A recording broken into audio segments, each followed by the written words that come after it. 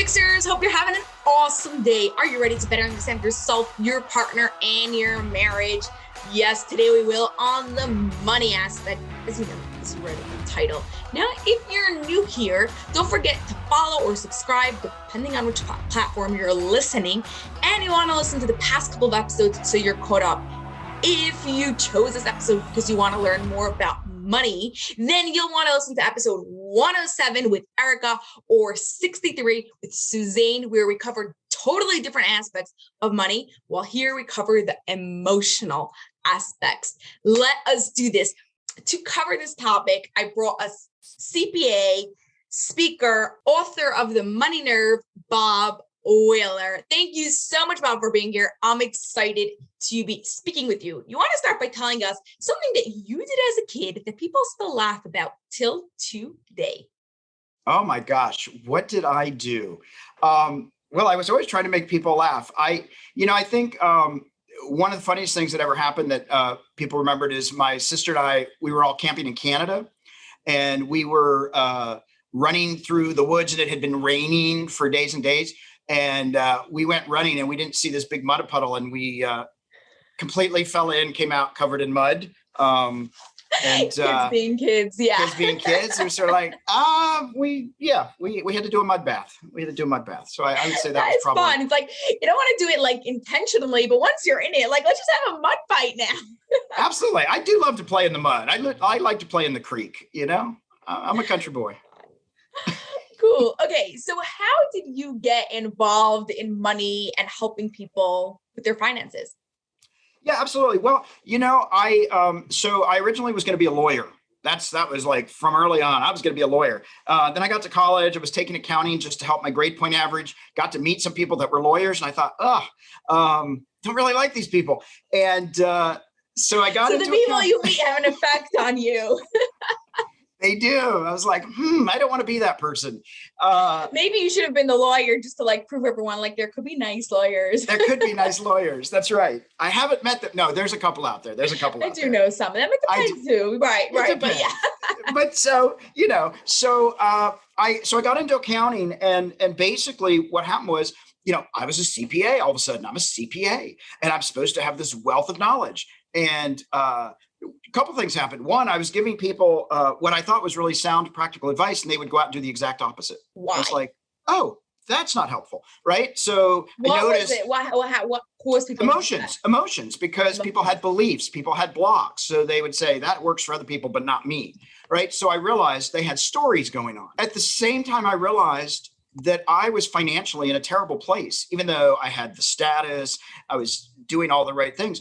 But people that were secretaries, people that were interns seemed to be making better financial decisions. So I had to do some self-reflection and look at my own stories. And I realized, did you go to somebody? Did you go to someone to help you figure that out? Or you just like did it by yourself? I was going to therapy. I was taking workshops. I was really trying to explore what is all this self-sabotage? Like, I know better, right? We all know better. We know not to eat that food. We know not to buy that thing, but we do it anyway.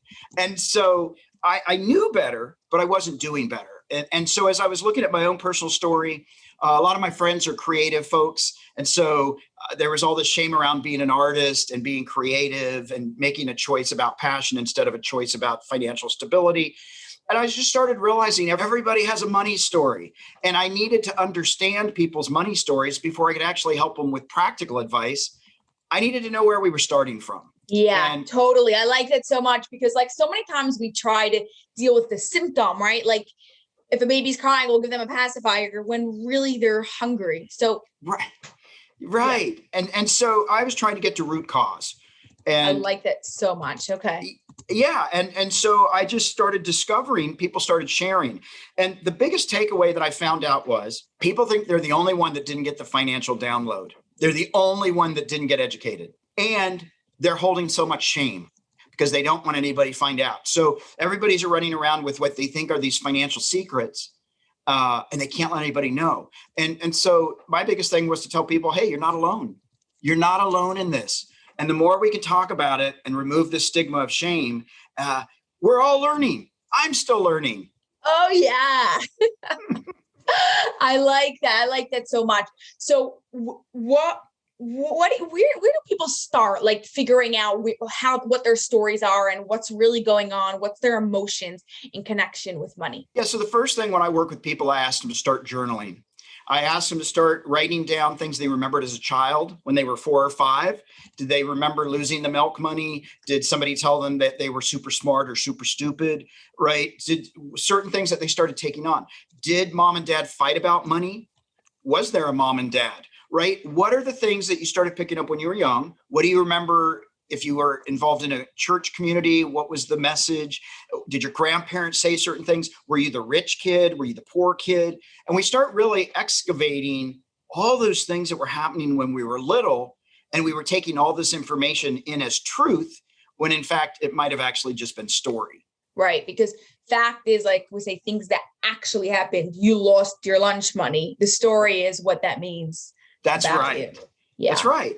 And so once we start to get a handle on that of, oh, my parents put this pressure on me, or I grew up believing, like in my case, I grew up believing I am my achievements. So therefore my value as a person isn't, am I kind? Am I generous? It's, did I make a lot of money? Did I win first place? Did I get an A?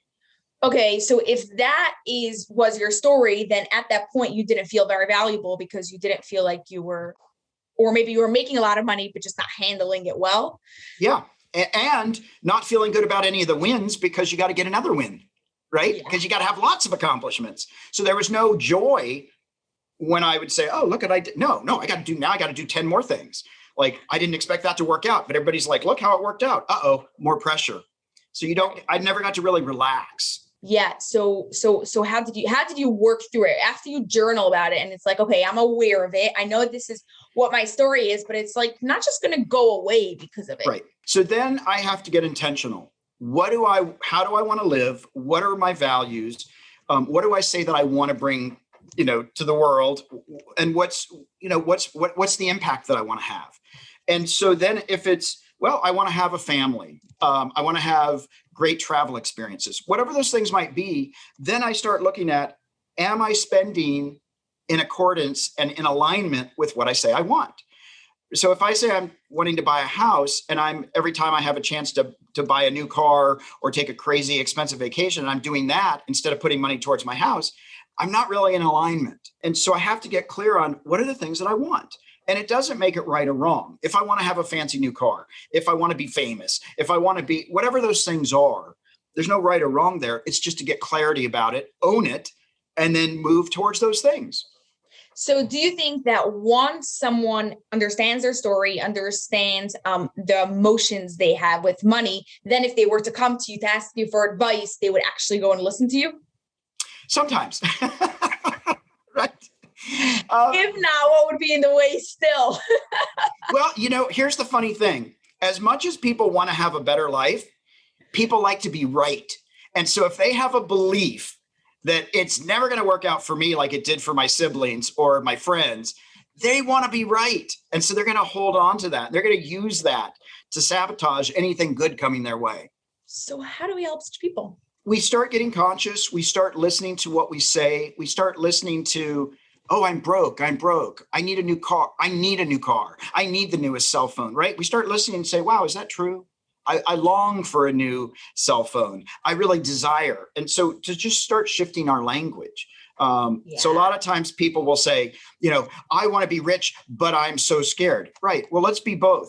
I want to be rich and I'm scared and I'm working towards making it different so that we can hold all of it instead of either or. And so we start changing our languaging. We start getting conscious about how we're spending and whether we're in integrity, what we tell other people, what we're doing with our money. We have people hold us accountable. And for me, continuing to journal, continuing to look at why do I want something? Like, what do I want? Why do I want it? Why don't I have it? What am I willing to do to get to it? Because if we don't understand the why, I just want to be rich. Well, what's rich? Is it $1 million? Is it $10 million? I had a client come in one day and she said, oh my God, this is the most money I've ever made. I made so much money this year. I'm so terrified. She made $11,000, right? And the entire year she made $11,000. And that was her biggest year, right? And I wasn't like, oh my God, you only, like, for her, right. that was huge. Yeah. And so, Celebration. and so we celebrated and we talked about it. And the impact wasn't as bad as she thought because in the scheme of things, for a lot of people, that's not a lot of money. But again, we have to figure out what's our definition of success. What's our definition of rich? Yeah. And a lot of people say, I want to be rich. And what do you think of rich people? I hate them. Oh, so you want to be rich, but you hate them, right? So we're in this conflict already. So we have to be like, oh, there are actually wonderfully nice rich people and people just like nice lawyers, just like nice lawyers. They're out there.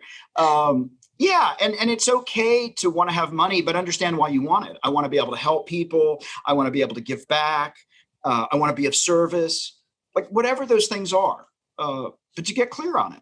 Yeah. Yeah. So how has this affected your own life? Like once you realized what your own stories were and what was happening, how did that change?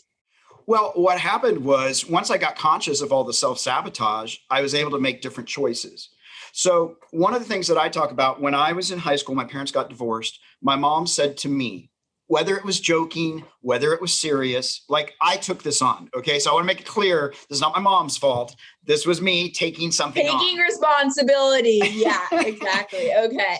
So my mom said, you need to be really rich and successful so that your siblings and I can have the life we deserve.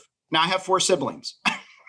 So you have to be the one to provide for all of them. I have to provide for everybody. And I thought, well, that doesn't sound fun. So I started getting rid of money because I wasn't a good liar. So when my mom would say, hey, do you have any money? Nope, I'm broke. So I purposely, never had money. I had to learn how to set a boundary. I had to say, Mom, I know you'd really like to borrow some money. And yes, I do have some money, but that's actually going to take care of the car that I'm buying, or that actually has to pay for some of my living expenses. And you're going to have to go find your own money because I'm not in a position to share it at this moment. Yeah. I had to set boundaries, which people hate to set boundaries, especially with people we love. But you know what, by the end of the day, even though they're so hard, it's not only helpful for you, but helpful for your mom, because I'm sure after that, she had to go and figure something else to go and figure her finances instead of just relying on you. That's right. And that was for me really hard to say, this is yours. I'm going to keep what's mine emotionally, not financially, but These are my things and I will work them out. And these are your things. So I'm going to hand them back to you and you can figure them out or not, but I'm not going to take responsibility for everybody else's stuff. So what do you do then when you are in a marriage and you each have your own stories, you each have your own emotions that could be completely different from each other? One wants to save, one wants to spend, or whatever it is. And although you're taking responsibility for your things, you're not just like your mom that's just like pushing it away and saying like, hey, you deal with it. Yeah, your partner's the one that has to deal with their own personal emotional things, but you're in this relationship together. Yeah, it's so interesting. I'm surprised at how many couples don't have any conversations about money before they get married. They just jump in. They're like, oh, I love them, or oh, they're sexy. And okay, but do you know if they have, and they just jump in. I had a client who jumped into a marriage. Everything was amazing. Then we filed a couple of years of tax returns and they didn't get their refunds back. Called up and found out the wife had about $100,000 of student debt that she had forgot to mention. And then when this came up, she mentioned she also had about $100,000 worth of credit card debt she forgot to mention. They've just gotten married. Now, he was very committed. He said, you know what? I'm married for better or worse. I love this person. I'm in. We're going to figure it out. Other people might have said, I'm not so trusting. Yeah. I'm a little angry, right? And so what happens is we don't have to be on the same page in terms of I'm a spender, you're a saver. But we do need to get clear about, okay, maybe I shouldn't be the one doing the grocery shopping and doing the budgeting. Maybe that should be the other person's responsibility, and figure out who's got the strengths to deal with the certain parts of the money part, so that you're not in a bad situation. Because a marriage can be really stressful if one person comes home, hey, I bought a new car. Hey, look, I bought a giraffe. What? Like, what do you do? We're saving. No, this we'll be so happy we did this. I wanted to ride this giraffe down the street. Exactly. And now if you're starting a carnival or a circus, I guess a giraffe might be a good addition. But right. So it doesn't mean that we're always on the same page, but it's important that we're having honest communication. I had this couple where the wife would go out and buy a whole bunch of stuff and put it in the closet. She'd hide it while the husband was gone. She'd hide everything in the closet, leave it there for a month. And then when she would wear it, the husband would say, is that new? Oh, no, I've had it for a while. So she wasn't lying, but they weren't being honest with each other. Right. And she encouraged the kids to help her hide it and keep stuff from dad. Well, eventually that marriage didn't work out I'm because not surprised. when you're, Although when it probably wasn't just that. It was probably like in other areas also. yeah. Yeah. But this failure to communicate is so key. It's more about being able to have a conversation. And a lot of times when I'm doing workshops with couples, they think when I say have a conversation, they think I mean have a fight. They mean, oh, have an argument. No, it's having a difficult conversation and being able to stay. Being able to stay. Yeah. Now when things get tough, just go and pull out or shut down. What else do you recommend for someone like, okay, I need to have more of these conversations? Like, I know we spoke about this in the past, and I even listened to episode 107 where we spoke about having marriage conversations, but I didn't do it yet. Like, what other recommendations do you have for them to really have that conversation? So, one of the things when I've done some workshops where one spouse is in the workshop and they'll say, I can't talk to my husband. I can't talk to my wife. They won't address this stuff. And so, and there's they won't, right? There's a pointing at, they won't do this. And I say, okay, I hear that. Here's what I'm going to ask you to do. Instead of going back to them and saying, you won't help me figure this out and you aren't doing this, engage them to help you. Hey, honey, I really want to work on my spending and be really more conscious. I'm wondering if you'd be willing to support me and really help me learn more about my stuff. Right now, they're like, oh, I want in. Yeah, roll them in, bring them in as an ally instead of like you always, you never. No, hey, can you help me? I really want to do this better, and I want this for us. Yeah, exactly. It's we're not fighting against each other. We're fighting together to figure out this money situation. Yeah, put it on you. Put it on. It's me. I'm trying to figure it out. Well, okay. Now, what do you do if, let's say, going back, right? You said you don't have to both agree on the same things, Mm-hmm. and you could have different viewpoints on money, which you probably do. But what if, like I want to save, you want to spend, ouch, we're always fighting. There has to be some compromise. So if you always want to spend, they always want to save, you have to say, okay, anything under $500, you can do that 3 times a month, right? You set up some rules. I want to be able to save $1,000 a month. I wanted to save 3,000, but I'll save 1,000, and you get to spend, but you have to curb it a little bit, right? You make agreements. Okay, if it's anything over this amount of money, we agree on it together. And right, so that way, not like every single time you go and just buy a coffee, you have to go say like, hey, can I buy this? I'm in Starbucks. I want to know if I could buy this, versus like, I'm not just coming home with a car. Yeah, exactly. I mean, the other thing that a lot of people do, and I encourage this, I do it, and I encourage other people to do it, is you each have your own play account, right? And you agree that each play account gets $100 a month or $500 a month. And then if I want to save all my play money and you want to spend all your play money, when it's tapped out, you have to wait until it gets replenished. And then that's a way you don't have to be accountable to anybody for that little bit of money that's allocated. And I know a lot of couples do this, and it's really great because you don't have to explain anything to anybody. You want to go get a massage, you want to buy a bottle of liquor, you want to get your nails done. You don't have to explain it to anybody. Present for your partner. Exactly. So that's a great way to do it. But I think you have to come up with some rules and agreements because you do have to stay in communication. Yeah, I like that so much. Yeah, because as long as you're on the same page of what's happening, you're open, you're here, then things will just go and work out. Yeah. And I think it's great to have, even if you're already married, you're in it, right? You can still ask questions. Hey, honey, what did your parents used to say about money? Or do you remember something when you were a kid that really triggered you? And have these conversations as a curiosity, not about, oh my God, your parents were horrible, or, oh, no wonder you turned out like you did, right? No, we want to have these conversations about, so that's why you get so emotional when we go and we look at boats. You totally have a meltdown because this happened. Yeah.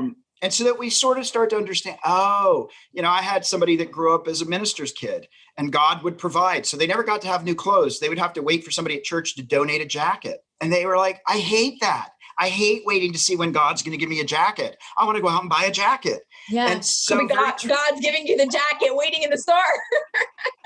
Right. And so to know that's a critical piece to go, that I understand where that's coming from. Yeah. And then afterwards, when things happen, you're not like angry, you're not frustrated. You're like, that makes sense. Now I know, like, it's cool. It's almost like a puzzle, like going and figuring out and like, hey, now I know. Yeah. Yeah. Yeah. And here's the thing. Some people think that, oh, my money relationship, I figured it out. So now I'm done. Right. No, it's a relationship. It goes on forever. And, there are certain things that trigger me. I grew up with a bit of scarcity, big family, not a lot of money. And so even now I like to have 6 months worth of food in the pantry, which is great for COVID. But I still Did you like literally stock everything by COVID? I was already ready. I've got like 20 cans of tuna. Because I just used to have this fear, even though it never happened, I'm going to lose my job. And now I work for myself, but the clients aren't going to come back. Right. I had these fears. And so I would just stock up so that if I had to go 6 months, I could survive. I'm a survivor. Even now I can laugh at it, but it'll come in. If I go to my parents' house, I'm like, is the food stocked up? Are we okay? I can stay. Right. Yeah. I'm aware of it, so I can laugh at it instead of letting it drive me. Right. So if, let's say, the food is not stocked up, you don't like go and stress out. You're like, okay, I'm fine here. I know it's just like a story that I have. I'm going to be back home with my food in 3 days. Totally fine. Exactly. Awesome. Okay. So before we get to our final question, where could Life Fixers connect with you and learn more about you?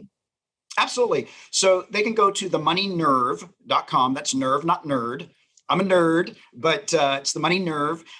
You can email me from there. You can read our blogs. We've got all kinds of information. My book, you can find out about my book, which is a great tool for couples to read together. There's action items in the back of each chapter to actually help go through and learn about each other's history. But the website is a great place to reach out to me and learn more about what we do. Awesome. Okay, so for our final question, one that I ask everyone is, how would you describe an extraordinary relationship without using love, connection, and trust? I think that an amazing relationship involves transparency, commitment, and a willingness to be curious and hold space for everything. I like that. I like that so much. Really, that open communication at a much deeper level, really covering old grounds and having that relationship there. Well, thank you so much, Bob. This was fun and informative, and I know everyone got a lot of value out of this.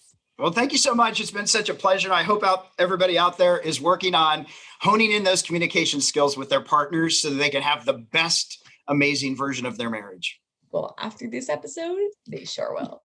That's all for this episode of the Life Fix University podcast, but I have a huge favor to ask of you that will not only support the show, but will also help the people you love most. We are striving for 1 million downloads by the end of 2025, and we can't do this without your help. If you love this episode, please share it with 2 of your family and friends so they too can rewire their brains to have an extraordinary marriage. It was awesome spending time with you, and I'll see you on the next episode.